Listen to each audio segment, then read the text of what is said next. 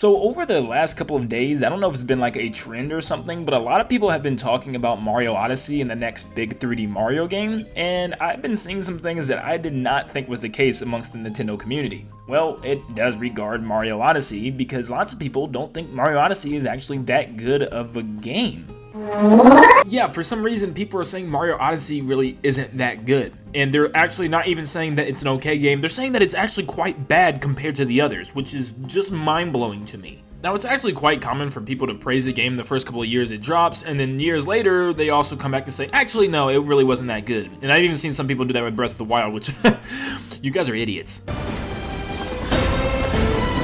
Now, is Mario Odyssey perfect? No, not at all. And there are some problems that we'll talk about in this video that Mario Odyssey does have that the other 3D games doesn't. But with that said, every 3D Mario game has something wrong that we can find, and it doesn't completely tarnish the game. So for people to say that Mario Odyssey is not good and in fact a bad game really bugs me, and I really want to get into the point of why this is just so stupid. But real quick, stop before we continue. Make sure, check right now that you're subscribed. Even if you think you're subscribed, make sure that you are, because sometimes YouTube can do some crazy stuff and unsub some of the subs. But also, if you enjoy my content, make sure that you subscribe, because right now there are a lot of you that watch my videos on a regular basis and are not subscribed. So make sure you hit that button. It's really simple, it's really easy, and also hit that notification bell so that you know when I go live and even when I start streaming, because I have started streaming about 1 or 2 streams a week now. So make sure that you have that notification bell where you can come in, give me your Mario Maker levels, play Smash with me, run some Mario Kart races, or just hang out and chill with me. But yeah, just make sure that you're subbed, and yeah, let's get back to the video. To me, Mario Odyssey has one main problem. And the rest of the problems are little tiny things that really don't change gameplay that much. The controls are one of the best in the franchise.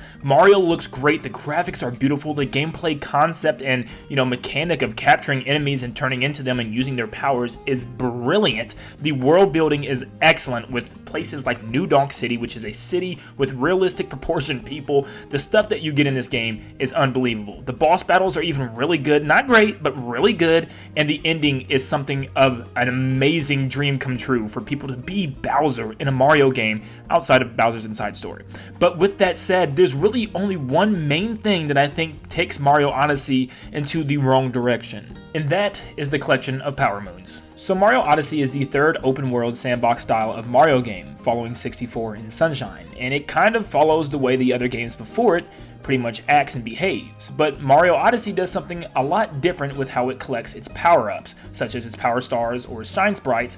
This game you collect Power Moons, and you collect a lot of them. In fact, there's over 1,000 different Power Moons that you can collect in this game. So right away you can see where I'm going with this. The Power Moons are extremely easy to collect in Mario Odyssey.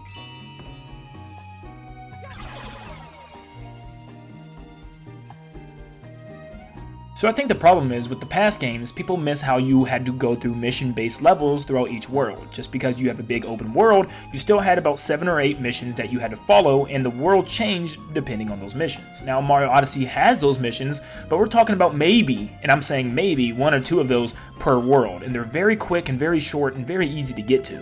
And it usually took a lot of effort to get to that star or shine sprite, and it changed the world a lot, especially in Super Mario Sunshine. Each level and each mission definitely changed up the way the world looked, and sometimes opened up brand new areas depending on what mission you were on. Now once again, Mario Odyssey does have these. In fact, one of the missions that keeps coming to my mind is at the Seaside Kingdom, where you have to take all the corks and shoot them at the giant octopus on top of the glass, which then the next mission you're able to fight him. While this should be very intuitive, because lots of people hated the fact that every time you collected a Power Star or a Shine Sprite, you had to leave the level and then rejoin. This was a new way of getting around that, which I don't understand why people haven't commended Nintendo for doing something like this, after people have been asking for a long time.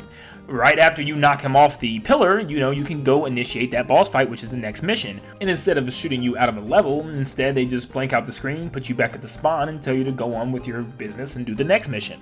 And there's, like I said, only about 1, 2, maybe 3 missions per level, and depending on the world that you're in.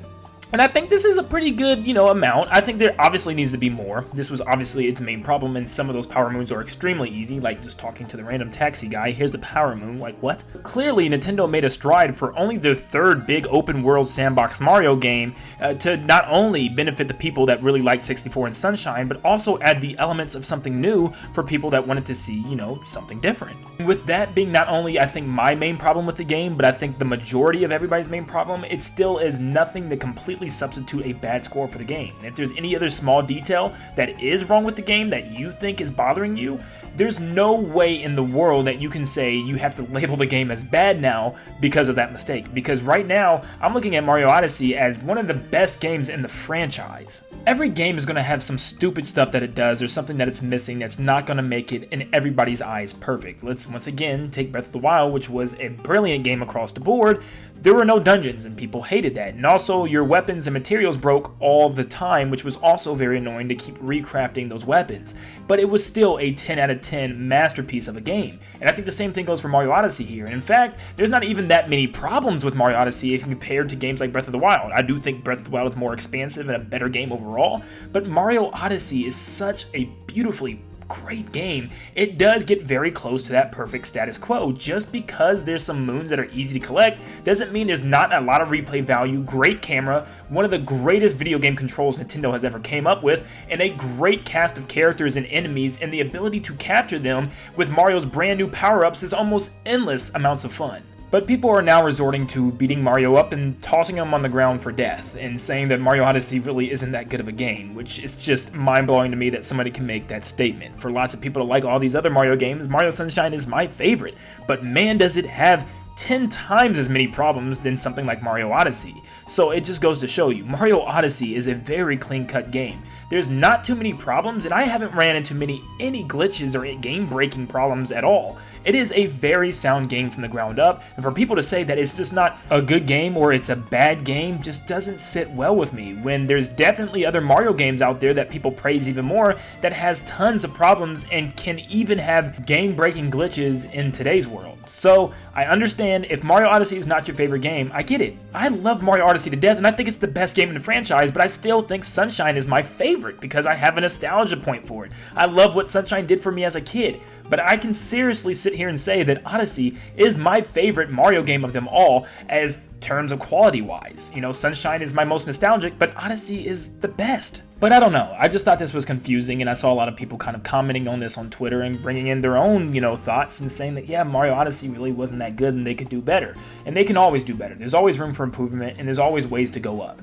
But I want to hear it from you guys. What do you think about Mario Odyssey? Do you fall upon the people that think Mario Odyssey is a bad game? Or do you think more like me that Mario Odyssey is a game with problems? But it is a great game with a little bit of problems. And it's one of the best games Nintendo has ever made. But thank you guys so much for tuning in. And like always, I'll see you on the next one. See ya, guys.